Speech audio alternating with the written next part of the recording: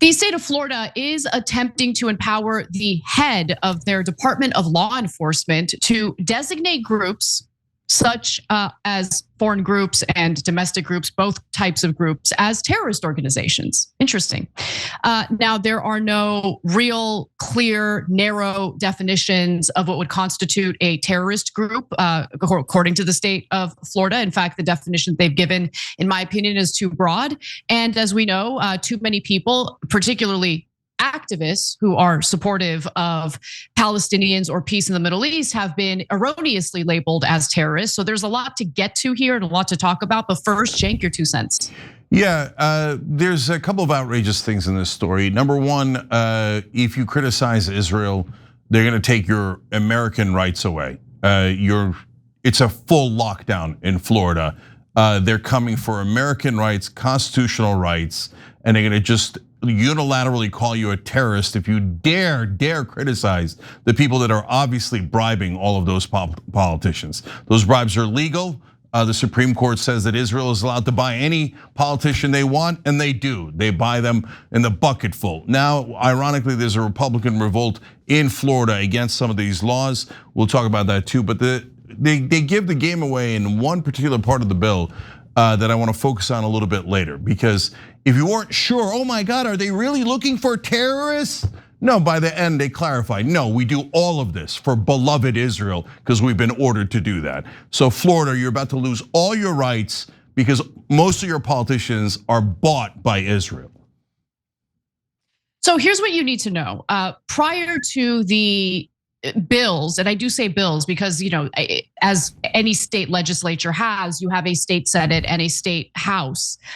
So there are bills in both the Senate and the House in Florida. But prior to that, it's important to keep in mind that Governor Ron DeSantis had really kind of taken the mantle of being able to erroneously label certain groups as terrorist organizations when nothing could be further from the truth.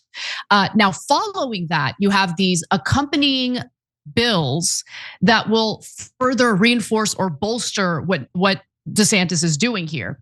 So here's what you need to know. A House committee advanced HB 1471, which would allow the head of the Florida Department of Law Enforcement, chosen by the governor, not an elected person, chosen by the governor, to designate groups as foreign or domestic terrorist organizations. Groups could be labeled as such if they engage in criminal violence, intimidate or coerce a civilian population. As we know, Zionists feel intimidated or coerced by pretty much any criticism of Israel, so keep that in mind. Or influence the policy of a government by intimidation or coercion. The governor and cabinet would have to approve any designation. So in terms of safeguards, that's really the only potential safeguard I see from having this one individual abuse their power. Because if the individual decides, okay, I'm going to label this group a terrorist organization, you would still need a vote to take place in order to confirm that. Now, companion bills would ensure that any evidence or records about these decisions, right? How did you make the determination? What evidence do you have to make the determination that this organization is a so-called terrorist organization? Well, that evidence is meant to be kept secret according to how this legislation is written. And so the terrorist designation would require approval by the majority of the Senate cabinet in order to be enacted. So I just want to repeat that one more time. And while supporters of this effort are basically swearing up and down that no, this is not a violation of speech rights at all. That's not what we're trying to do here. What's really interesting is that there are a number of people who disagree, including some Republicans in the state legislature. Okay, so for instance, they're talking about forbidding the state from referring to the West Bank as the West Bank. Now, what do they actually want? Well, a Senate committee advanced SB 1106, which would direct state agencies to use the biblical terms Judea and Samaria instead of West Bank in official documents. Also, school libraries and instructional materials would also have to comply with that. I mean, Robert Maxwell is dead, so now you have the Florida legislature and Ron DeSantis to step in to do his dirty work for him. But there's more. The sponsor, Senator Ralph Musulo, who's a Republican, said renaming it was about teaching the truth that the area belongs to Israel. So these are just disgusting land thieves and colonizers, either that or they're saying things they don't actually believe. They're saying things that they've been paid to say, which I think is just as bad, if not worse. Critics have said that the bill seems targeted at college students who have protested Israel's genocide on Gaza. The bill would prohibit colleges and universities from giving funding or support to terrorist organizations, and a student who promotes one would be immediately expelled. I just want to note for our audio audience, that was an excerpt from a Miami Herald piece. They referred to it as a war in Gaza. I corrected them. It's a genocide. But nonetheless, Cenk, the bills would also ban anyone who affiliates with terrorist organizations from qualifying for school choice scholarships. And it's just clear to me that the whole point is to roll back rights for Americans on behalf of Zionists in America who are offended by speech they don't like, and more importantly, a foreign country, and that's the foreign country of Israel.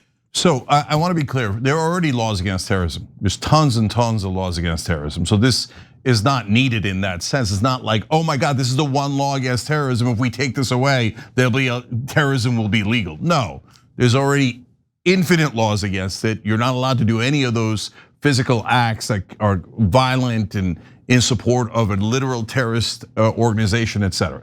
So this law is new, and what it's doing is saying, as Anna explained, that if anyone feels intimidated by your speech because of they love Israel and you didn't kiss its ass, that's it, you're a terrorist. This will be fun. Let's talk about first dates. We've all been there.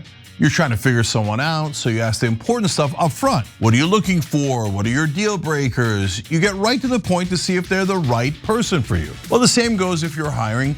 You definitely want to address key questions first to see if someone could be right for your role. That's why you need ZipRecruiter.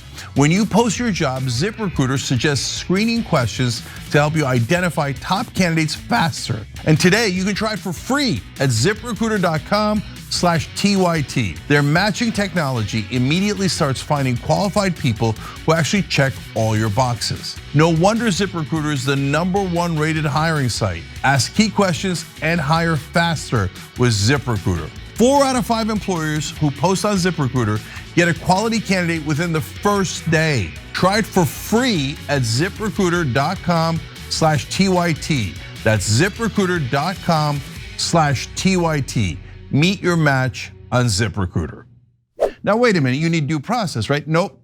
Secret group, 5 people led by the governor, calling, just labeling people terrorists, terrorists, terrorists. Now wait a minute. Okay. Christians can also feel intimidated. In fact, they could often feel intimidated by the bullies in Israel First movement, who's constantly like, you're all anti-Semites. You better pay Israel. You sick anti-Semitic Christians. You owe us, right? Now that feels like intimidation, right? We already, as a country, give out nearly $350 billion to Israel, but Israel says it's not enough and we're all anti-Semites and we owe them way more money. Otherwise, well, now in Florida, you might be a terrorist if you disagree. So you better give me your wallet, you terrorist. And I could get offended at any moment and call you a terrorist and then you're done. Now you say, well, but Cenk, maybe they will apply it evenly. I don't think a single actual human being that watching this thinks that. Every single person knows that this is all to protect Israel. And in fact, they proved it, which I'll get to in a second again.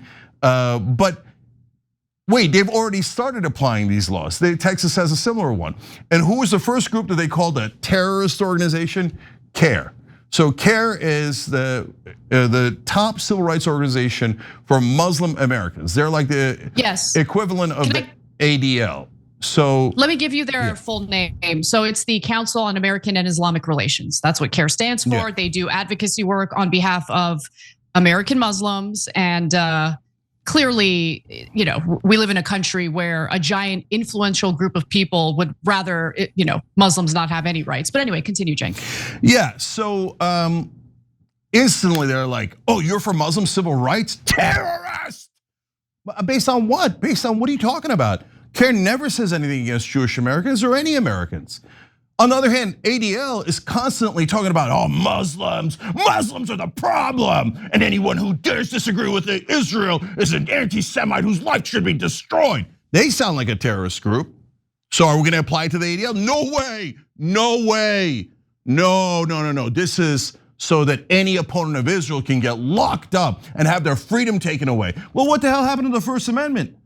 The First Amendment says that we can say whatever we want. Not anymore. Now it has an asterisk. Unless you say something against Israel, in which case we will take away all your rights. But this is for the people of Florida. Really, how does this help the people of Florida? Now, they gave the game away, Anna, when they started talking about Judea and Samaria. First of all, the official government position of the federal US government, it is the West Bank. That is the name of it. 5.5 million people live in the West Bank and Gaza Strip. Those are the occupied territories of Palestine. When you call it Judea and Samaria, that is much, much worse than saying from the river to the sea, which Netanyahu and Israeli supporters have also said. But what that means is we are going to remove the Palestinians from the West Bank. We are going to call it Judea and Samaria, which is our name for it, meaning we own it. We're going to slaughter those people. We're going to steal their land. And if you don't agree to that in Florida, if you're Muslim, Christian, atheist, it doesn't matter. If you don't agree to that slaughter and ethnic cleansing, and we're previewing it for you, you must say what Israel wants to call it. If you don't even call it what Israel wants to call it, and you don't agree to their ethnic cleansing, terrorist. Okay, yeah, all right, I got it. These guys are sellouts. Every single person that is pushing this bill forward works for Israel and hates America, hates our Constitution, wants to take our First Amendment rights away. You think they're only gonna apply to Muslims? Go ahead if you're a Christian. I dare you, criticize Israel after they pass this bill in Florida. They're gonna take everything you got. Already in Florida, if you say, hey, what Israel's doing is terrible, the genocide, they killed 20,000 kids, I'm pro-life. They killed 20,000 kids. If you said that, right? Terrorist! Okay, how dare you try to stick up for kids? Some people who love Israel feel intimidated. All right, can I call it the West Bank? That's what it's called. Terrorist! You have to call it Judea and Samaria, and you have to be in favor of Israel taking it all. It literally says in there, it's Israel's. Currently, millions of Palestinians live there. So look, you want to do this in Israel? At this point, nothing would surprise me about the evil coming out of the Israeli government, the core evil, right? But you're gonna bring that here to America and you're gonna take away our rights and start calling innocent Americans terrorists because they don't agree to the imperial empire of Israel? Now, at some point, and I think this is the point, Americans are gonna rise up. We can't stand that our politicians are owned by Israel. We can't stand it. They all get funding from AIPAC and the Israeli lobby. Those are legalized bribes. They take those bribes and they sell out Americans. They sell out Republicans, they sell out right-wingers, they sell out Christians, they sell out left-wingers, they sell out all of us. And they're trying to force you to bow down to Israel. And now they're gonna put it in the law. And then they'll go, oh, well, it's illegal. We passed the law. We passed the law. Now you criticize Israel? I feel intimidated. Arrest all the terrorist Americans. How dare they oppose Israel? These are the sick things that are going on in Florida. If you're a Republican, you should vote on every one of these sons of bitches who are trying to take your rights away. I want to be clear, you don't have to vote for Democrats, it's not a trick. That's why there's primaries. Go into your primaries, vote out DeSantis, vote out every Republican in Florida that works for Israel, because they're gonna betray you and they might even put you in prison if you dare to disagree with their donors. In fact, one of the sponsors for the House version of this legislation is a former Democrat who is now a Republican, right? So look, the party labels don't matter. I think that there are members of both parties who are willing to do, Israel's dirty work here in the United States, even if it requires them to roll back the rights of American citizens. So this is not a partisan issue. This is really genuinely an issue about protecting our rights, Americans' rights to freedom of expression, freedom of speech. And one final thing that I'll just mention here is that this isn't just about pro-peace protesters or American Muslims. This is also something that will very likely harm workers' unions. Now, why do I say that? Because the head of a workers' union is raising alarm here. So Rich Templin, political director for the Florida AFL-CIO, told senators last week that union members were concerned about their ability to go on strike under the Senate version of the bill, and that's SB 1632. He says, quote, when they strike, they are trying to intimidate. That's the goal, to make change. And that's exactly right. I mean, what does Florida consider criminal intimidation in regard to how this legislation will be carried out, right? Because you're intimidating an industry if the workers strike and threaten the profitability of these companies, right? So is that considered terrorism? I have no doubt that it will be used by bad actors. This type of law will be used by bad actors in order to shut down, freedom of expression, whether it be labor unions, organizations and advocacy groups who want peace in the Middle East and don't want Israel to basically carry out mass slaughter campaigns. It's gonna be used selectively against people who are fighting for what they believe in and doing so in a legal way. Yeah. And so guys, there's two other things here that are important. To Anna's point, this bill started as, if you criticize any of my donors, I'm gonna put you in prison and call you a terrorist. So if you criticize corporations, they say, well, that's it. You're trying to intimidate poor beloved corporations that have coincidentally given me millions of dollars in donations, right?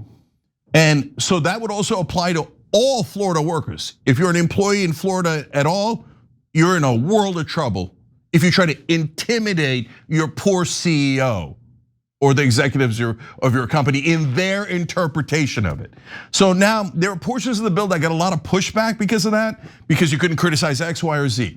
But the one part that of course stays completely unchanged is, all right, maybe we'll let you criticize agricultural companies, and maybe we'll let you, criticize your workplace if you're going on. Maybe we're debating, right? And a lot of pushback from Republicans, et cetera. But Israel's untouchable. If you dare criticize them, no way, you're a terrorist. Now I said, look guys, again, it's all factual. So do they mention any other country? Like there could be terrorism that's related to Saudi Arabia or Thailand, I don't know, anywhere, right? Nope, only Israel. Has it been applied to anything other than Israel? Nope, only Israel, And not only do they then say you have to say the terminology, you are forced to say the things that Israelis want you to say. Not only are we taking your speech rights away, but we're making you say Judea and Samaria, and if you don't, you're a terrorist. But on top of all of that, as Anna told you earlier, now they're going to change the textbooks of your kids, and they're going to teach them lies. They're gonna teach them Israeli propaganda. And they're just doing it out in open. They're like, yes, well, okay, now there's a new law and the Israelis will control our textbooks and they'll write whatever fantasy they want. And if you disagree, you're a terrorist, okay? Yeah. So every politician that is pushing this bill is a traitor to America. They're trying to destroy our Constitution on behalf of their donors. And yes, that included corporations. And yes, it includes Israel. That's how our government works now. The Supreme Court legalized bribery. So they are all bribed. None of them care about us. They have great disdain for the American people. The only thing they care about is the people who bribe them, which is the donor class. And now they're saying, if you oppose the donor class, we're gonna call you a terrorist and take away all your rights. Every time you ring the bell below, an angel gets his wings. Totally not true, but it does keep you updated on our live shows.